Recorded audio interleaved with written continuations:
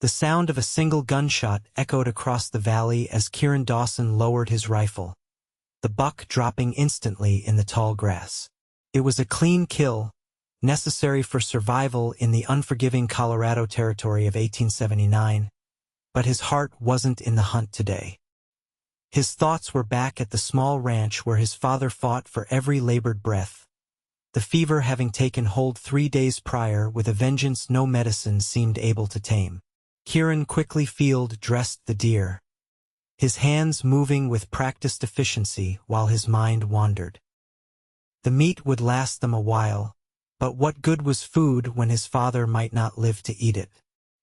He secured the carcass to his horse, then mounted up, urging his stallion Copper toward home at a pace faster than prudence might dictate on the rocky terrain.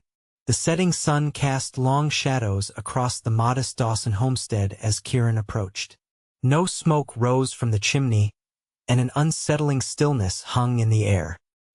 His stomach knotted as he dismounted, leaving both horse and kill untended as he rushed toward the cabin door. "Pa!" Kieran called, his voice cracking as he entered the dim interior. The smell hit him first, the sickroom odor now tinged with something else. Something final. Dr. Morrison looked up from where he sat beside the bed, his weathered face bearing the expression Kieran had dreaded. Beside him stood Grace Zimmerman, daughter of the neighboring rancher, her honey-colored hair falling loose around shoulders that trembled with quiet sobs. "I'm sorry, son," Dr. Morrison said, rising slowly. "The fever broke him about an hour ago. There was nothing more to be done." Kieran stood frozen in the doorway, his tall frame suddenly seeming to shrink. At 24, he'd seen death before. This was the frontier. After all, but nothing had prepared him for this moment. His father, Thomas Dawson, the strongest man he'd ever known, lay still beneath a thin blanket, his face peaceful but undeniably vacant of life. "I was here with him," Grace said softly, her green eyes meeting his. "He wasn't alone, Kieran." The young woman crossed to where Kieran stood, placing a gentle hand on his arm. At 22, Grace had known the Dawsons since her family established their ranch adjacent to the Dawson property 5 years earlier. Her father, Heinrich Zimmerman, had become fast friends with Thomas, the two men often helping one another with cattle drives and fence mending. "He spoke of you at the end," she continued, her voice steady despite her tears. "Said to tell you he was proud of the man you've become." Something broke inside Kieran then, a dam of emotion he'd held back his entire life. His knees buckled, and he would have fallen if Grace hadn't somehow managed to support his weight, guiding him to a chair where he sank down, face in his hands. Dr. Morrison cleared his throat. "I'll come back tomorrow to help with the arrangements. For tonight, perhaps Miss Zimmerman could stay? I don't think you should be alone." Kieran couldn't speak, but Grace nodded. "I'll stay. Pa knows where I am. I sent young Billy Jenkins to tell him when Mr. Dawson took the turn." After the doctor left, silence filled the cabin, punctuated only by the occasional creak of the wooden structure settling in Kieran's ragged breathing as he fought to control his grief. "I should tend to the deer," he finally said, rising mechanically. "And Copper needs seeing to." "I already put your horse in the corral when I saw you riding in," Grace replied. "The deer can wait till morning. It's cool enough tonight." Kieran looked at her properly for the first time since entering the cabin. Grace had always been pretty in a wholesome way, with her sun-kissed skin and practical demeanor, but tonight there was something different about her. A quiet strength radiated from her slender form, and he realized with a start that she'd been here for hours, sitting with his dying father while he'd been out hunting. "Why did you come?" he asked. "Your father sent for me when he felt the fever worsening," she explained. "Said he needed to talk to me about something important." "What was it?" Grace hesitated. "He made me promise to look after you. Said you'd try to handle everything alone, and that I shouldn't let you." A bitter laugh escaped Kieran's lips. He knew me well. He loved you fiercely, she said. And he wasn't wrong about you needing someone. Even the strongest men need help sometimes, Kieran. Outside, a coyote howled in the distance, the sound mournful and fitting. Kieran walked to his father's bedside, looking down at the man who'd raised him alone after his mother died, giving birth to a stillborn sister when Kieran was just 7. Thomas Dawson had been hard but fair, teaching his son everything from roping cattle to reading Shakespeare by lamplight. I don't know how to do this without him, Kieran admitted, his voice barely audible. Grace moved to stand beside him, her shoulder touching his arm. You don't have to know tonight. Tonight, you just breathe. And somehow, with her steady presence beside him, he did. The morning brought painful practicalities. Kieran fashioned a simple pine coffin while Grace prepared a meal neither of them would eat. Dr. Morrison returned with the undertaker from Silver Creek, the nearest town some 5 miles distant. We'll need to bury him today, the doctor said gently. The heat doesn't allow for waiting. Kieran nodded numbly. His father had already selected his resting place years ago, a spot on a small hill overlooking the ranch, where wildflowers grew thick in spring and the sunset painted the sky in spectacular colors. Heinrich Zimmerman arrived mid-morning, his German accent thicker than usual as emotion roughened his voice. Thomas was a good man, a good friend, he told Kieran, clasping his shoulder firmly. Whatever you need, my boy, you come to us. Our family stands with yours. Kieran thanked him, though the words felt hollow in his mouth. What family? He wanted to ask. I'm all that's left. Word spread quickly, as it always did in ranching communities where neighbors might be miles apart, but news traveled on horseback with surprising speed. By noon, a small gathering had assembled at the Dawson ranchers, cowboys from nearby spreads, the schoolteacher, and even Sheriff Mills from Silver Creek. The simple funeral procession wound its way up the hillside in the harsh afternoon sun. For men carried the coffin Kieran, Heinrich, Sheriff Mills, and Emmett Parker, Thomas's oldest friend. Grace walked directly behind Kieran, her hand occasionally brushing against his back, a silent reminder of her presence. Reverend Walsh from the small church in Silver Creek spoke the words Kieran barely heard, something about dust returning to dust and the Lord receiving a faithful servant. Then it was time to lower the coffin into the freshly dug grave. As the ropes creaked under the weight, Grace's hand slipped into Kieran's, her fingers intertwining with his. He gripped hers tightly, probably too tightly, but she didn't pull away or flinch. When the first shovelful of dirt hit the coffin with a hollow thud, Kieran swayed slightly. Without a word, Grace moved closer, her shoulder pressing against his arm, anchoring him. People offered condolences that blurred together, patted his shoulder, and gradually departed down the hill. Eventually, only Kieran, Grace, and her father remained at the grave. We should go back to the house, Heinrich suggested gently. Grace has prepared food, and people will be returning there. I need a minute, Kieran said. Heinrich nodded in understanding. We will wait for you below. But Grace didn't move. I'll stay with him, she told her father quietly. When Heinrich had walked away, Kieran finally looked at Grace. You don't have to stay. I know, she replied simply. I want to. They stood in silence as the sun began its westward descent. Kieran's throat ached with unspoken words, his eyes burning with tears he refused to shed in front of others. But something about Grace's quiet presence broke through his defenses. He was all I had, Kieran finally said, his voice raw. Grace's hand tightened around his. That's not true anymore. He looked at her questioningly. You have friends. You have neighbors who respect you. And you have me, she said, her cheeks coloring slightly at the last words. Not in the same way, of course, but you're not alone, Kieran. A single tear escaped, tracking down his dusty cheek. Grace reached up with her free hand and gently brushed it away, the touch lingering longer than necessary. "He made me promise not to let you push everyone away," she continued. "He said that's what he did when your mother died, and it was his greatest regret." Kieran had never heard this before. His father rarely spoke of his mother, Elizabeth, though her faded photograph hung beside the fireplace. "What else did he say?" he asked, suddenly hungry for these final words, these last pieces of his father. "That you're as stubborn as a Missouri mule but twice as loyal. That you've got a good head for business but need to learn to trust your heart more." She paused.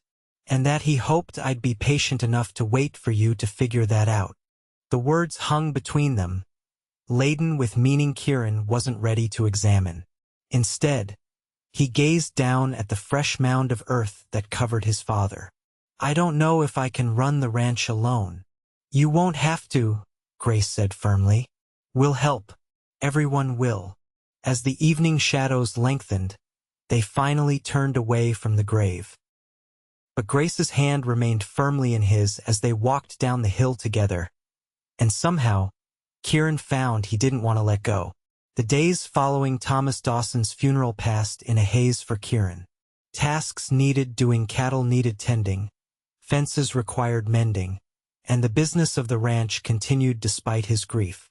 He threw himself into physical labor, working from dawn until well past dusk, collapsing into exhausted sleep each night. Grace returned to her family's ranch, but she appeared frequently at the Dawson property, sometimes bringing food, other times simply offering her company as Kieran worked. At first, he tried to send her away, insisting he was fine on his own. "You don't have to check on me," he told her one afternoon as she arrived with a basket containing a freshly baked pie and some bread. "I know," she replied, the same response she always gave. "I want to." A week after the funeral, Kieran was struggling with a stubborn fence post when he heard hoofbeats approaching. Looking up, he saw Grace riding toward him on her Palomino mare. She wore a simple blue dress and a wide-brimmed hat to shield her face from the sun, her long hair braided and hanging over one shoulder. "You're going to work yourself into the ground at this rate," she called as she dismounted, tying her horse to a nearby tree. Kieran wiped sweat from his brow with his shirt sleeve. "Work needs doing. So does eating," she countered, holding up a canteen and a cloth-wrapped package. "When's the last time you had a proper meal?" He couldn't remember, which was answer enough. Grace settled herself on a fallen log and patted the space beside her. After a moment's hesitation, Kieran laid down his tools and joined her. They ate in companionable silence thick sandwiches of cold beef and cheese, and apple slices that tasted sweeter than anything Kieran could remember. He hadn't realized how hungry he was until the food was before him. "Thank you," he said when they'd finished. "You didn't have to ride all the way out here." "The way I see it," Grace said, looking out over the rolling pastureland, "I made a promise to your father, and Zimmermans don't break promises." "You've more than fulfilled whatever promise you made," Kieran insisted. "You were there when he died. You stood with me at the burial. That's enough." Grace turned to face him, her green eyes serious. "He asked me to make sure you weren't alone in your grief. That doesn't end after a week, Kieran. Grief has its own timeline." Something in her expression made him wonder. "You speak like someone who knows." She nodded slowly. "My mother died when I was 15. Influenza took her in less than a week. I remember how it felt like the world should stop turning because she wasn't in it anymore, but it just kept going, indifferent to our pain." Kieran studied her face, seeing for the first time the understanding in her eyes that went beyond sympathy. "How did you bear it?" "One day at a time," she said simply. "And I had Pa and my brothers. You've got no one living under your roof to distract you from the empty chair at your table." The accuracy of her words struck him like a physical blow. The silence in the cabin each night was the hardest part, the absence of his father's rumbling voice, his heavy footsteps, the creaking of his favorite chair. "I keep expecting to hear him call my name," Kieran admitted. "Keep thinking I see him out of the corner of my eye." Grace reached out, her hand covering his where it rested on the log between them. "That's normal, and it will ease with time, though it never goes away completely." Her palm was warm against his skin, calloused from ranch work but still unmistakably feminine. Kieran found himself turning his hand over, almost unconsciously, so that their palms met, fingers loosely interlaced. "Your father told me something else that day," Grace said quietly. "He said he'd been watching us for years, waiting for one of us to be brave enough to acknowledge what was happening between us." Kieran's heart stuttered in his chest. And what did he think was happening? Grace's cheeks flushed pink, but she didn't look away. "He thought we were falling in love, but too stubborn to admit it." The directness of her statement took his breath away. In the years the Zimmermans had lived neighboring the Dawson ranch, Kieran had always been aware of Grace.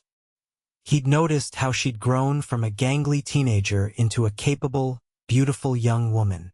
He'd found reasons to visit when their fathers worked together, volunteered to help with difficult tasks at the Zimmerman ranch, attended every social event in Silver Creek if he knew she'd be there.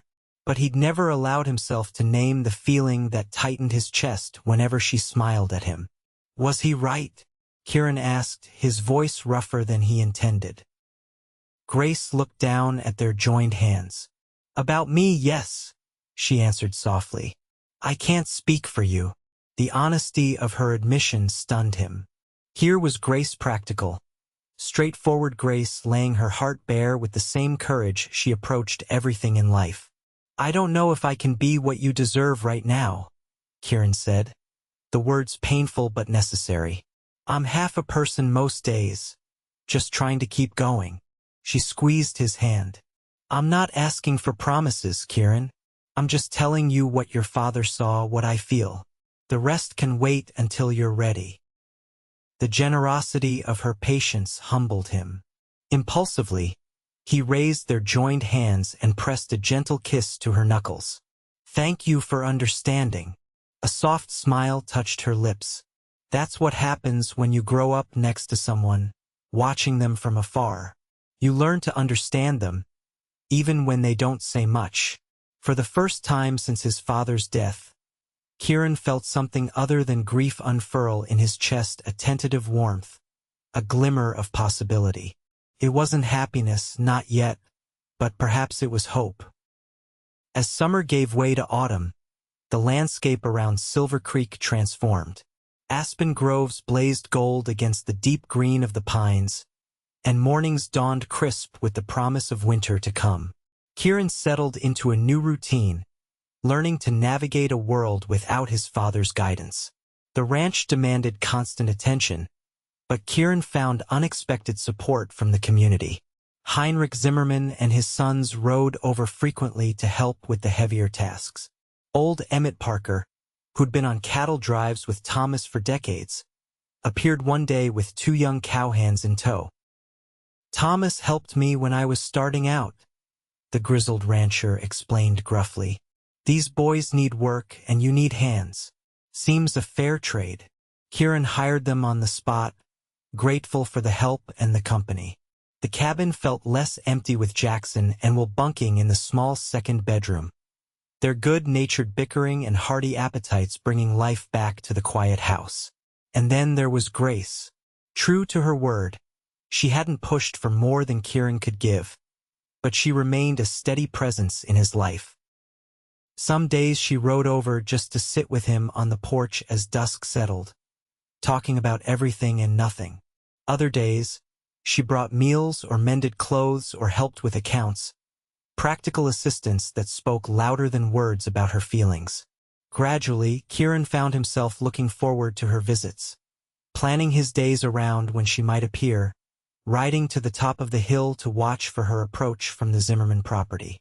On a particularly fine October afternoon, Kieran decided to ride to Silver Creek for supplies. As he approached the general store, he spotted Grace's palomino tied outside.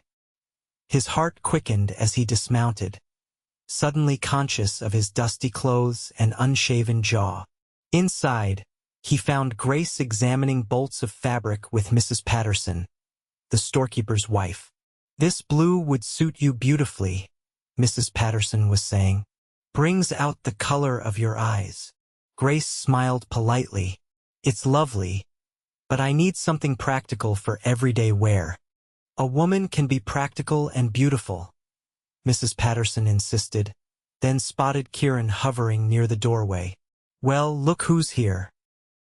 Mr. Dawson, perhaps you can convince Miss Zimmerman that she deserves something pretty, not just serviceable." Grace turned, surprise and pleasure lighting her face.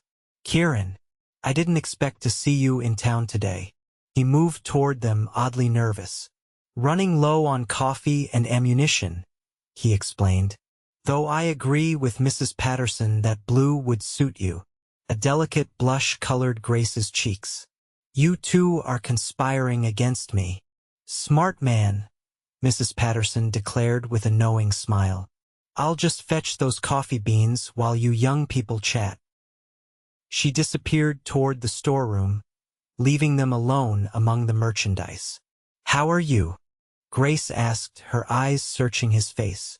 "Better," Kieran replied, realizing it was true. "The new hands are working out well, and Heinrich's been a godsend with advice on the winter preparations." "Pa thinks highly of you," she said.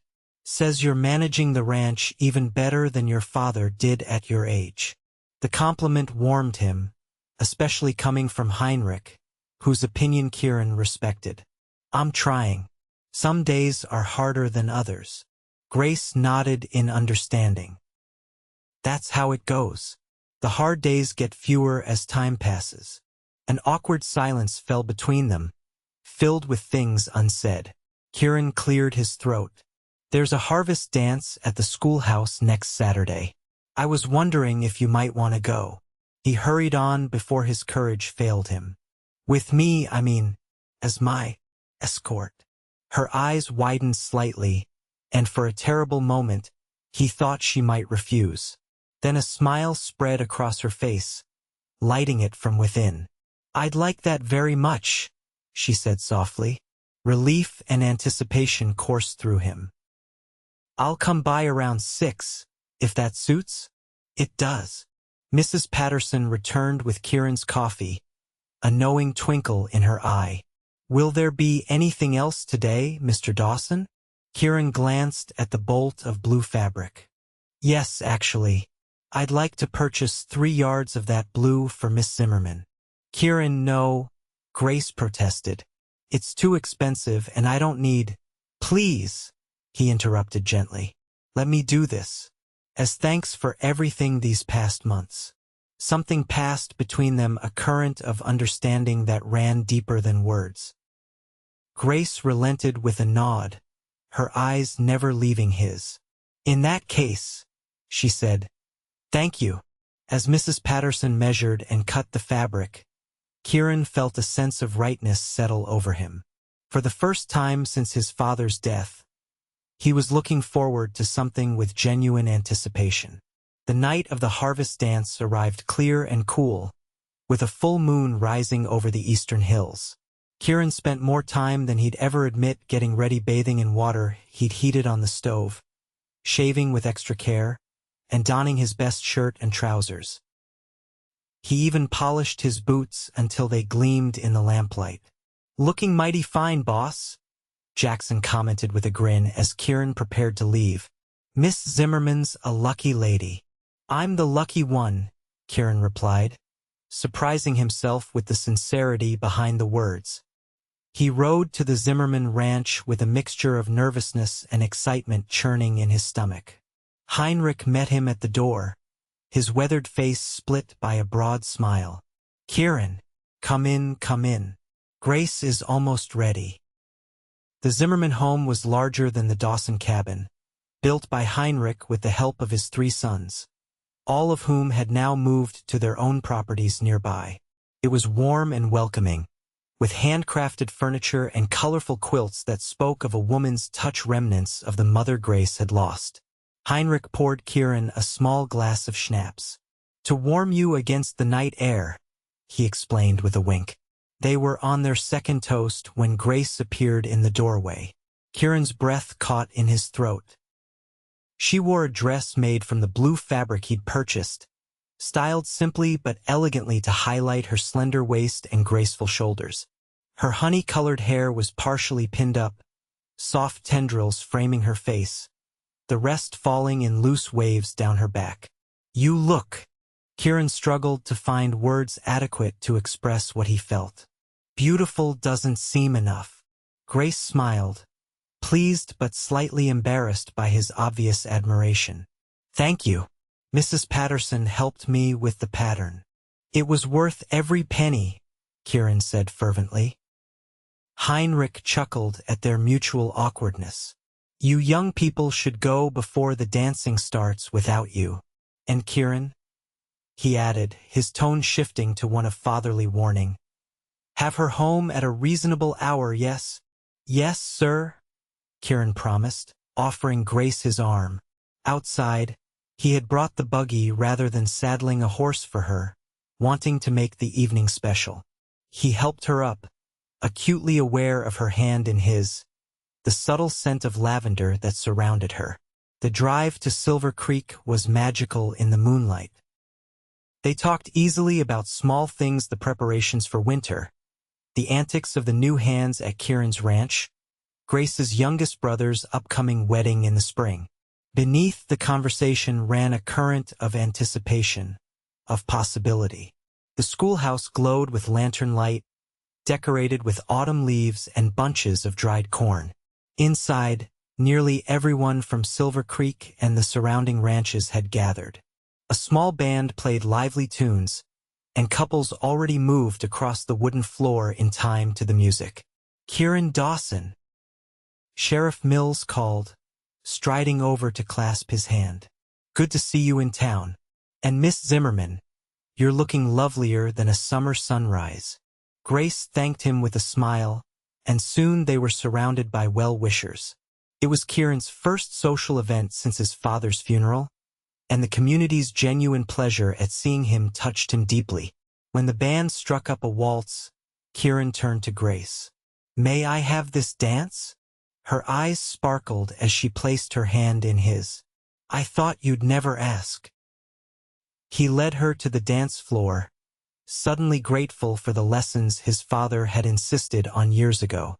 "A gentleman should know how to dance," Thomas had declared, arranging for the widow Mrs. Sanderson to teach Kieran the basics. As he swept Grace into the waltz, one hand at her waist, the other clasping hers, Kieran silently thanked his father for that foresight. Grace moved with natural grace, following his lead perfectly, her blue skirts swirling around their legs. "You dance beautifully," she said, surprised. "My father insisted," Kieran explained. "Said no son of his would stomp around a dance floor like a buffalo with a sore foot." Grace laughed, the sound washing over him like summer rain. "That sounds like Thomas." They danced song after song, reluctant to part. When they finally took a break for refreshments, Kieran noticed several knowing looks exchanged among the older women of the community. "I think we're being discussed," he murmured to Grace as he handed her a cup of punch. She glanced at Mrs. Patterson and her circle of friends, who quickly pretended they hadn't been watching. "They've been speculating about us for years," she replied with a hint of amusement.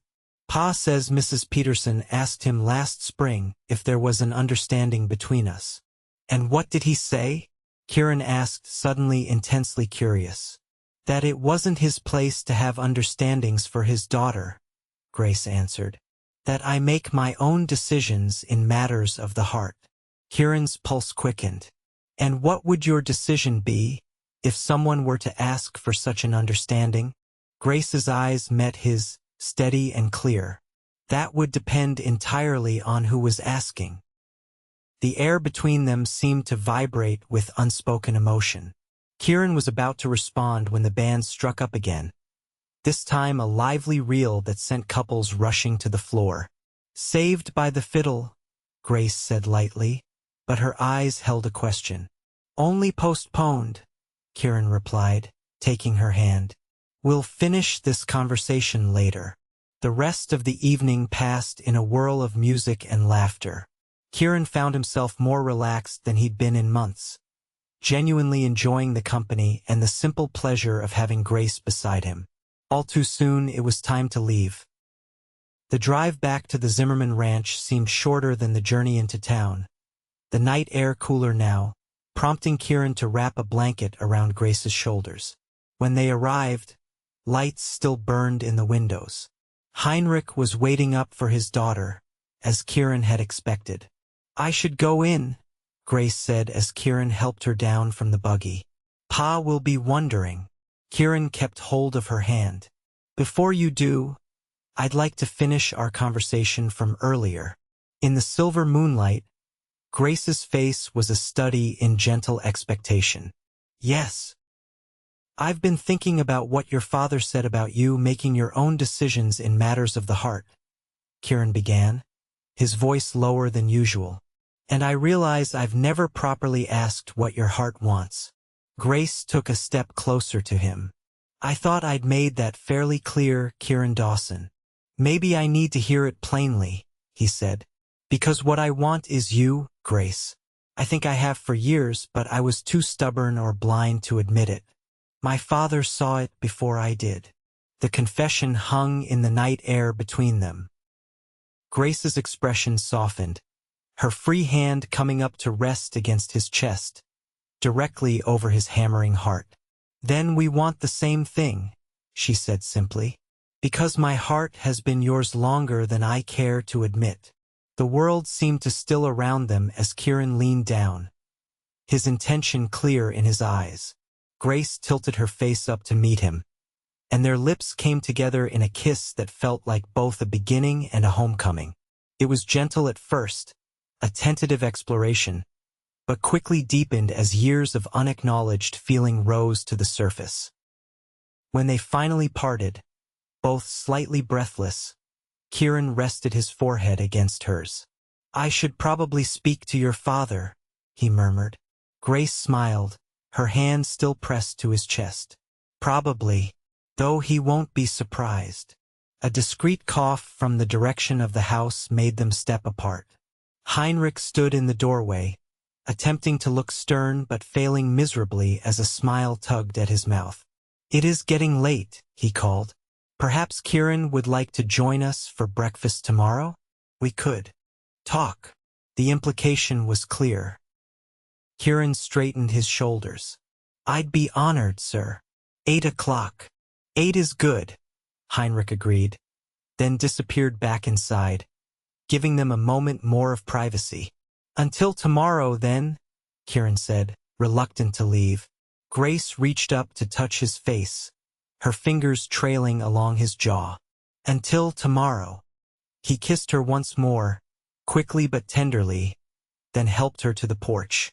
As he rode away, Kieran looked back to see her still standing there, a silhouette framed in golden light. For the first time since his father's death, the future seemed bright with promise rather than heavy with obligation. And somehow he felt Thomas Dawson would have approved entirely. Winter descended on Colorado with its customary force, blanketing the landscape in pristine white and sending temperatures plummeting. For Kieran, however, the cold months passed with unexpected warmth. After his breakfast with Heinrich, during which Grace's father had given his blessing to their courtship with barely contained delight, Kieran found himself a frequent visitor at the Zimmerman home.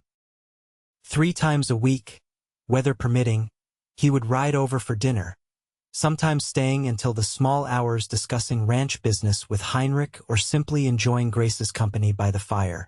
On Sundays after church, the entire Zimmerman clan, Heinrich, Grace, and often her brothers and their families would gather at the Dawson Ranch, filling the cabin with laughter and conversation that chased away the lingering shadows of grief. As Christmas approached, Kieran found himself at the general store in Silver Creek, puzzling over what to buy for Grace. Their relationship had deepened steadily through the autumn months, each discovering new facets of the other that only strengthened their bond. "Having trouble deciding, Mr. Dawson?"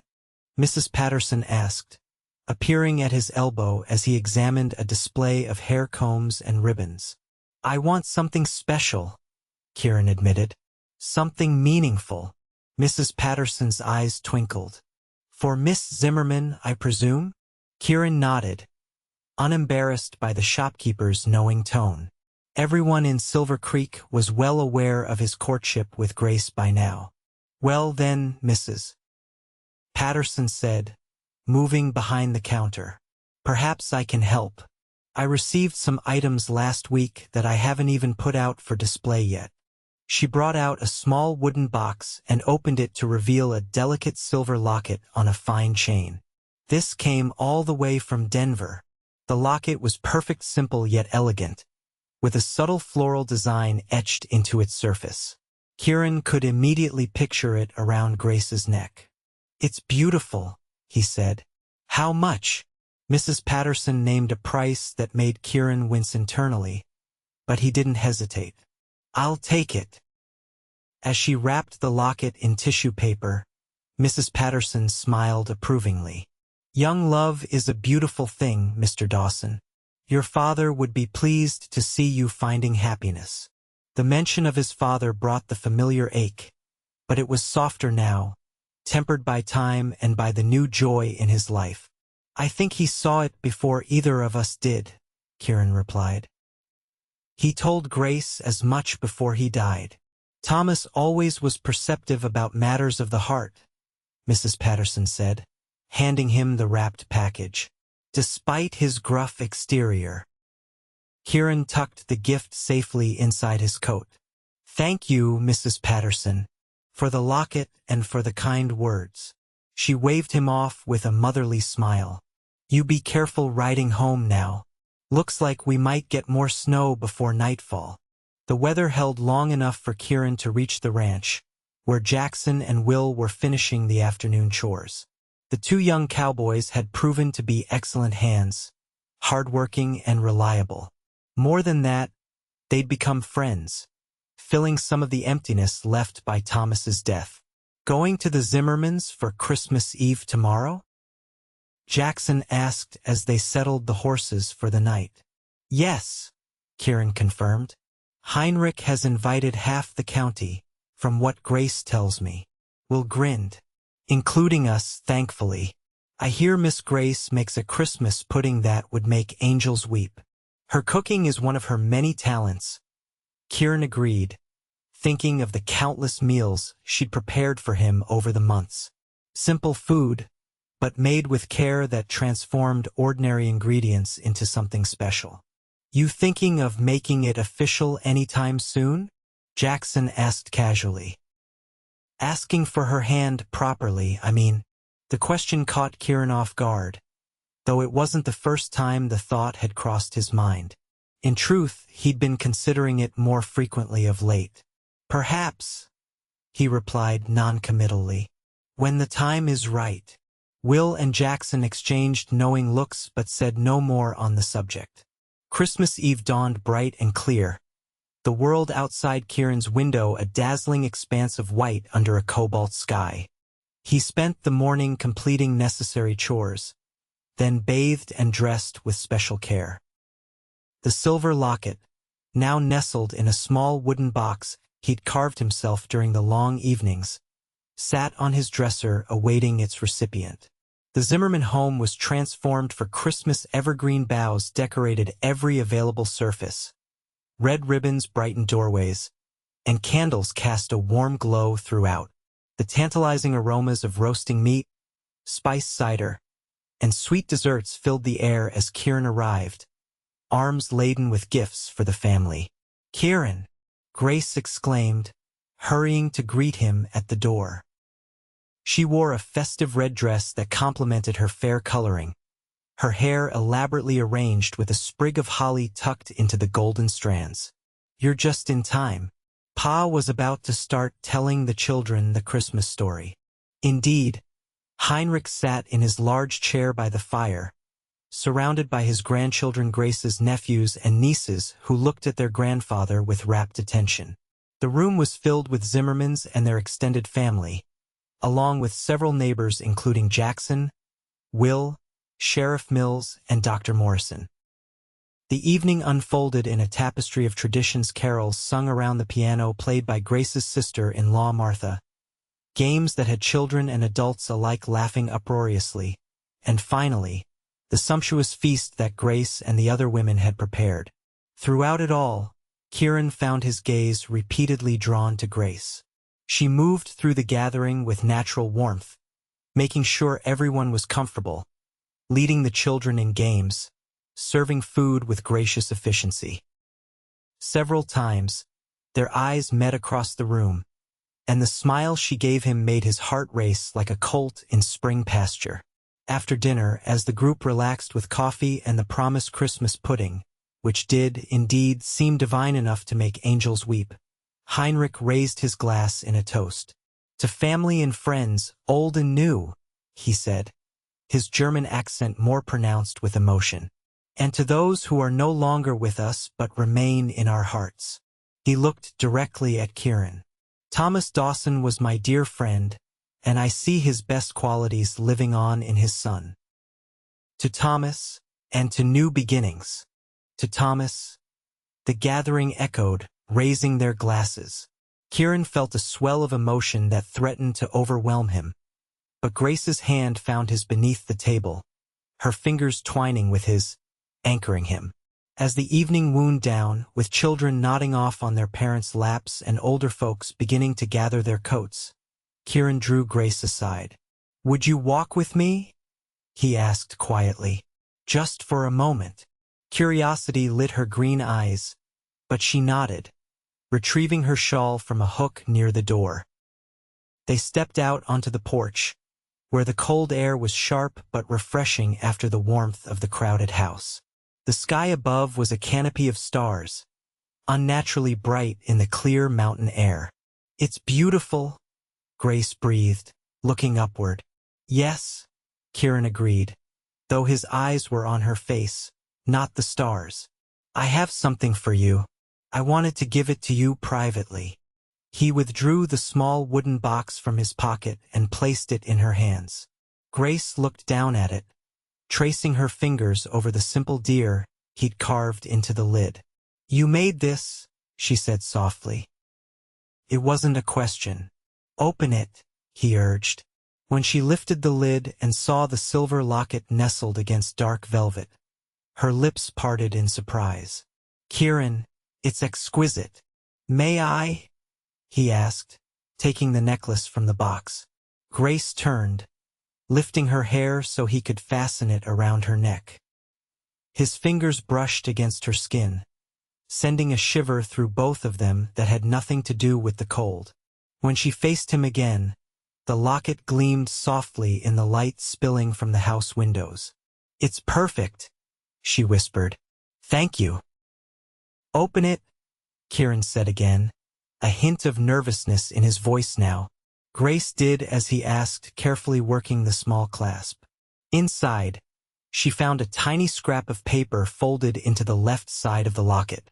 Unfolding it with delicate fingers, she read the words written there in Kieran's strong hand. "Will you marry me?" Her eyes flew to his, wide with surprise and dawning joy. Kieran took her hands in his, the open locket caught between their palms. "I love you, Grace Zimmerman," he said, the words coming easier than he'd expected. "I think I have for years, but was too blind to see what was right in front of me. These past months, you've been my strength, my comfort, my joy. I can't imagine my future without you in it." He took a deep breath. "Will you be my wife?" Tears glistened in Grace's eyes, catching the starlight like diamonds. "Yes," she said, her voice clear and certain. "Yes, Kieran Dawson. I will marry you." He pulled her into his arms then, kissing her with all the love and promise he felt. Her arms wound around his neck, returning his embrace with equal fervor. When they finally parted, both breathing quickly, Kieran rested his forehead against hers. "Your father already knows I plan to ask," he admitted. "I spoke to him last week." Grace laughed softly. "That explains why he's been smiling so mysteriously whenever he looks at me lately." She pulled back slightly to meet his eyes. "When shall we marry?" "Spring," Kieran suggested. "When the wildflowers bloom on the hill where my father rests." He would have liked that, I think. A look of profound understanding passed over Grace's face. "Yes," she agreed. "That would be perfect." The door opened behind them, spilling light and laughter onto the porch as Heinrich appeared. "Ah, there you are. It is too cold for lingering outdoors. Come inside for oh." His gaze fell on their entwined hands, the open locket, and their radiant expressions. "I see congratulations are in order." Before they could respond, he enveloped them both in a bear hug, then pulled them back inside where he announced the engagement to the remaining guests. A new round of toasts ensued, with Jackson and Will thumping Kieran on the back and the women gathering around Grace to admire her ring and begin immediate wedding discussions. Later that night, as Kieran rode home under the star-strewn sky, he felt his father's presence more strongly than he had since the funeral. Not as a ghost or apparition, but as a sense of rightness, of continuity. Thomas Dawson had built the ranch from nothing, had poured his life into creating something that would outlast him. Now Kieran would carry on that legacy, not alone as he had feared, but with Grace beside him. And somehow that seemed exactly as it should be. The winter months following their engagement passed in a flurry of planning and preparation.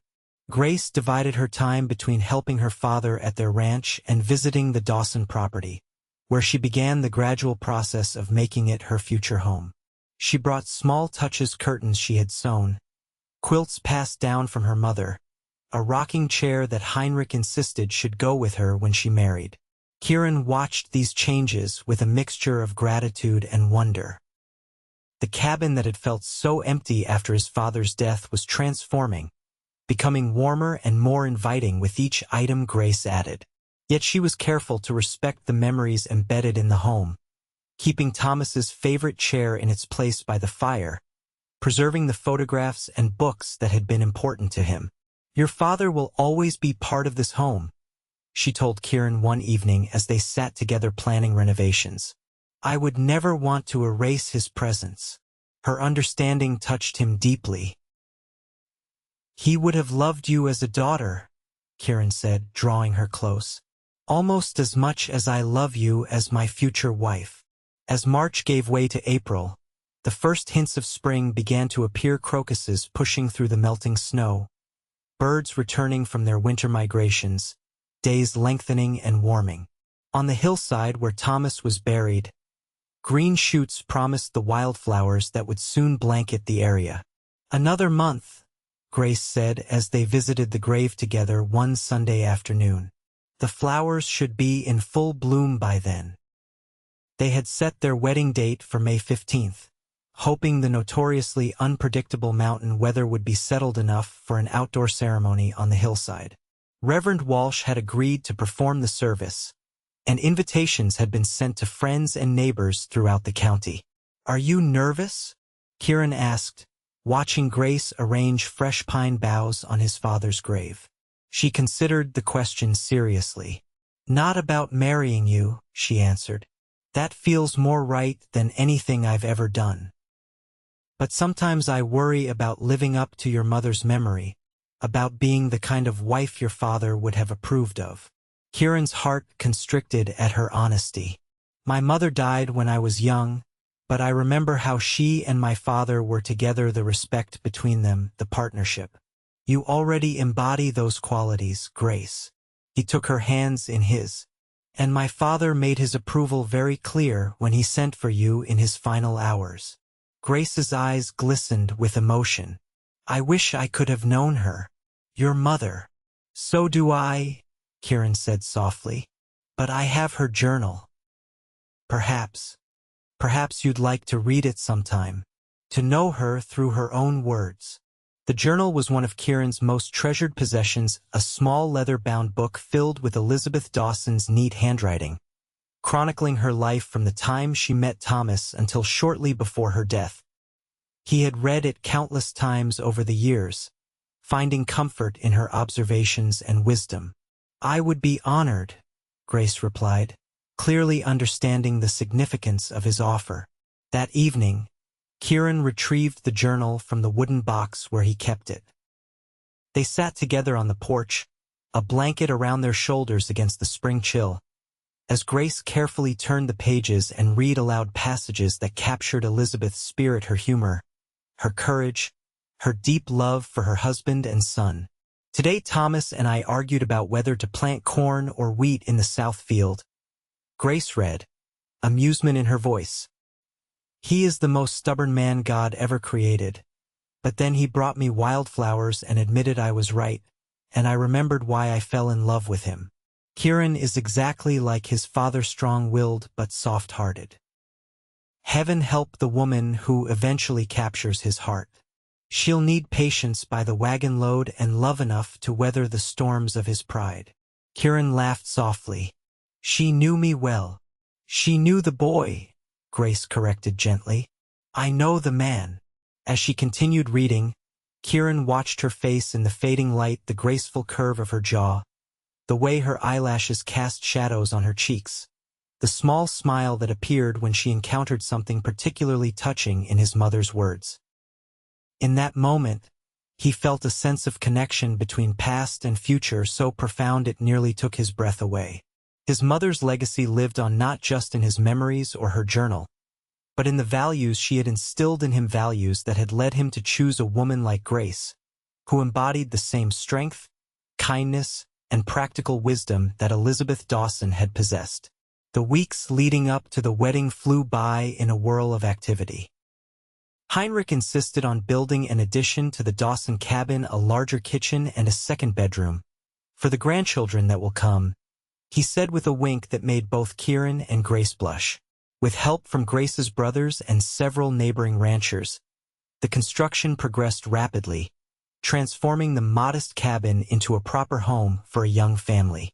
Grace, meanwhile, finished her wedding dress, a creation of ivory satin with lace her mother had brought from Germany years ago. She worked on it in the evenings by lamplight, each stitch an act of love and anticipation. The day before the wedding, a spring storm threatened, bringing dark clouds and distant rumbles of thunder that had Kieran watching the sky anxiously. If it rains, we'll marry in the church, Grace reassured him as they finished the final preparations. It doesn't matter where we say our vows, only that we say them. But dawn on May 15th broke clear and brilliant, as if Thomas Dawson himself had arranged the weather from above. The hillside where he rested was transformed. Bluebonnets, Indian paintbrush, and golden coreopsis created a natural carpet of color around his grave and down the gentle slope. By mid-morning, guests began arriving. Simple benches had been arranged in rows facing west, where the mountains provided a majestic backdrop. A small arch woven with spring flowers marked where the couple would stand. Thomas's grave, a few yards behind the arch, had been freshly tended and adorned with a special wreath Grace had made, incorporating dried flowers from both the Dawson and Zimmerman properties. Kieran stood at his father's graveside before the ceremony, dressed in his finest clothes, a new black suit ordered from Denver, a crisp white shirt, and a silver boilo tie that had belonged to Thomas. "I wish you were here, Pa," he said quietly. "But somehow I think you are." The breeze stirred the wildflowers, sending their sweet scent upward, and Kieran smiled. "I'm doing what you told me to, trusting my heart. And it led me to Grace, just as you knew it would." The wedding itself was simple but deeply meaningful. Heinrich walked his daughter up the hillside, his weathered face alight with pride as he placed her hand in Kieran's. Grace was radiant in her handmade gown, a crown of fresh flowers in her hair, her grandmother's pearls at her throat alongside the silver locket Kieran had given her at Christmas. Reverend Walsh spoke of love's endurance, of partnership through good times and bad, of building a life founded on mutual respect and shared dreams. When it came time for their vows, Kieran and Grace had each prepared their own words. "Grace," Kieran began, his voice steady despite the emotion tightening his throat. "From the day you stood beside me at my father's burial and refused to let go, you have been my strength, my comfort, and my joy. I promise to be the same for you, to stand beside you through whatever life brings, to never let go of your hand or your heart. I promise to honor the faith you've placed in me, to cherish every day we're given together, and to love you more with each passing season." Tears glistened in Grace's eyes as she spoke her own vows. "Kieran, you've been part of my life for so long that I can't remember a time when my heart didn't recognize yours. I promise to walk beside you as your equal partner, to share your burdens and celebrate your joys, to create a home filled with laughter and love. I promise to honor the legacy your parents began on this land, to respect the past while building our future, and to love you faithfully all the days of my life." When Reverend Walsh pronounced them husband and wife, Kieran gathered Grace into his arms for a kiss that sealed their promises. The gathered friends and family erupted in cheers and applause that seemed to echo across the valley below. The celebration continued well into the evening, with tables set up outside the newly expanded cabin, lanterns hanging from tree branches, and Heinrich's prized schnapps flowing freely. There was music from a trio of fiddlers, dancing on a wooden platform constructed for the occasion, and food enough to feed twice their number.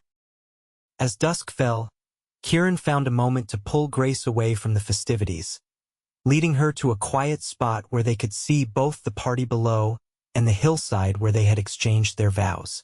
"Mrs. Dawson," he said, testing the name with obvious pleasure. "Are you happy?" Grace's smile was answer enough, but she elaborated. "More than I ever imagined possible. Today was perfect, Kieran. I felt your father's presence up there on the hill, almost as if he was giving us his blessing." "I felt it too," Kieran admitted, drawing her close. "And my mother's as well, somehow." They stood in companionable silence for a moment, watching their friends and family celebrating below. Jackson was teaching one of Grace's nieces a simple dance step, while Will entertained a group with what appeared to be an outrageously embellished story, judging by his gestures and their laughter. Heinrich sat with Dr. Morrison and Sheriff Mills, all three looking relaxed and content as they shared a bottle of schnapps. "We've built something good here," Kieran observed. "Not just us, but all of them. A community." "Yes," Grace agreed. "And now we'll build our family within it." The simple statement carried profound meaning for both of them. They had discussed children, both hoping for a large family to fill the expanded cabin with laughter and life. Kieran found himself picturing a daughter with Grace's golden hair and green eyes, a son with his own darker coloring but her gentle spirit. "I look forward to that," he said, pressing a kiss to her temple. "But first, I intend to enjoy being married to you, Mrs. Dawson." Grace turned in his arms, her expression suddenly mischievous. "As do I, Mr. Dawson, starting tonight." The promise in her voice sent heat coursing through Kieran. By mutual agreement, they had waited for their wedding night, though their courtship had included plenty of stolen kisses and embraces that tested their resolve.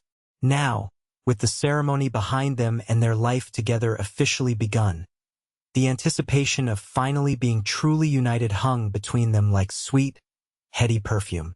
"Perhaps we should make our farewells," Kieran suggested, his voice rougher than usual. "It's been a long day, and we do have a journey to begin tomorrow." They had planned a brief honeymoon a week in Denver, staying at the Grand Windsor Hotel, a luxury neither had experienced before. Jackson and Will would manage the ranch in their absence, with Heinrich checking in daily. "A few more dances," Grace countered. "Then we'll slip away." They rejoined the celebration, moving from guest to guest, accepting congratulations and well wishes. When the musicians struck up a waltz, Kieran led his bride to the center of the dance floor. "Just like our first dance," Grace said as they moved together in perfect harmony. "Except now you're my wife," Kieran replied, the wonder of it still fresh in his mind. As promised, they departed after a few more dances, amid good-natured teasing and knowing smiles from their guests. Heinrich embraced them both, whispering something in Grace's ear that made her blush prettily before she kissed his cheek. Their wedding night was everything they had hoped for: tender, passionate, and deeply connecting. Afterward, as Grace slept in his arms, Kieran gazed out the window at the starlit sky and offered a silent prayer of gratitude. For his father's life and legacy, for the months of Grace's steadfast support during his grief, and for the future they would build together on the land both their families had worked and loved. The years that followed brought changes both expected and surprising to the Dawson Ranch. Kieran and Grace returned from their honeymoon in Denver with fresh ideas and renewed energy, implementing improvements that gradually increased the property's productivity and value. They added more cattle, experimented with new breeding techniques, and eventually purchased adjacent land when it became available, nearly doubling their holdings. Heinrich provided guidance but never interference, proud to see his daughter and son-in-law building something substantial together. Jackson and Will remained, becoming integral to the ranch's operations and practically family in their own right. Will eventually married the schoolteacher from Silver Creek, building a small house on the Dawson property where they raised their children alongside Kieran and Grace's growing family. For that was the greatest blessing of all the children who came to fill the expanded cabin with noise, laughter, and the occasional chaos that accompanies young lives. Thomas Heinrich Dawson arrived almost exactly 9 months after the wedding, a sturdy boy with his father's dark hair and his mother's green eyes. "Pa would be beside himself with pride," Kieran said as he held his newborn son for the first time. "A grandson to carry his name." "He knows," Grace replied softly, exhausted but radiant after the birth. "Somehow, I'm certain he knows." 2 years later, Elizabeth Grace joined the family, followed by Samuel James another 2 years after that. The cabin expanded again with each addition, Heinrich and Grace's brothers always ready with hammer, and sought to create more space for the growing Dawson clan.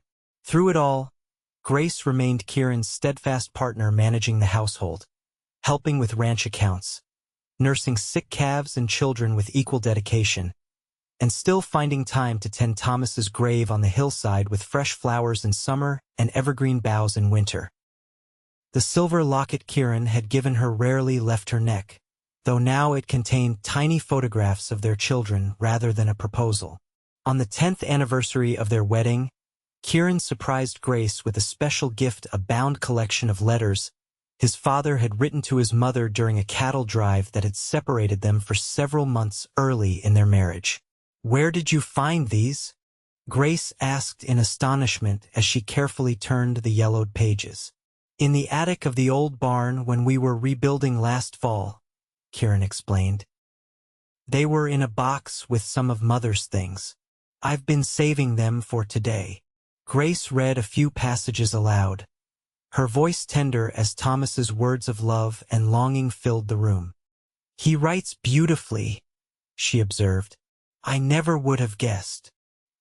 "He never showed that side of himself to many people," Kieran said. "But it was there."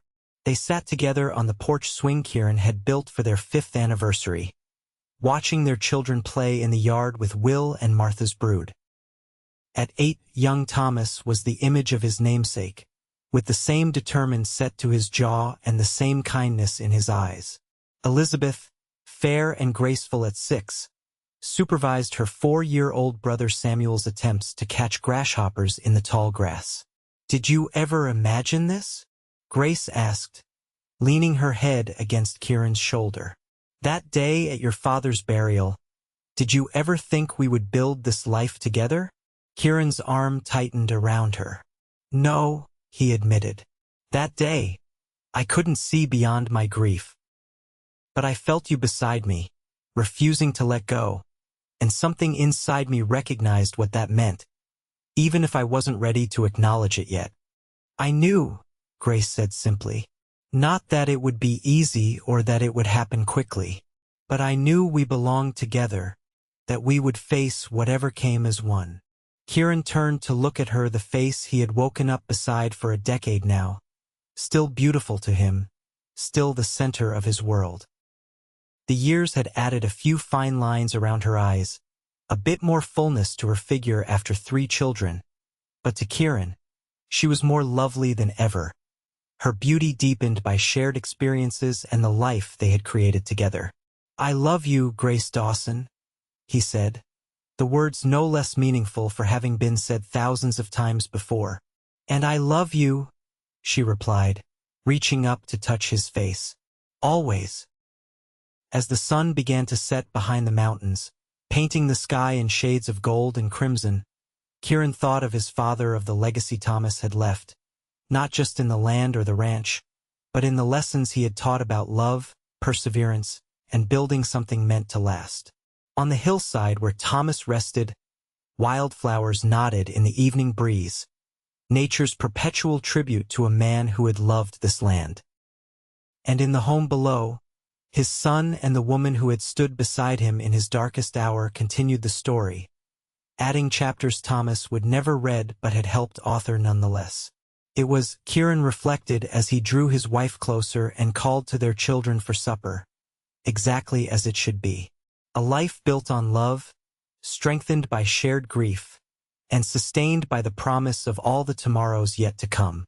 And somewhere, he was certain, Thomas Dawson was smiling.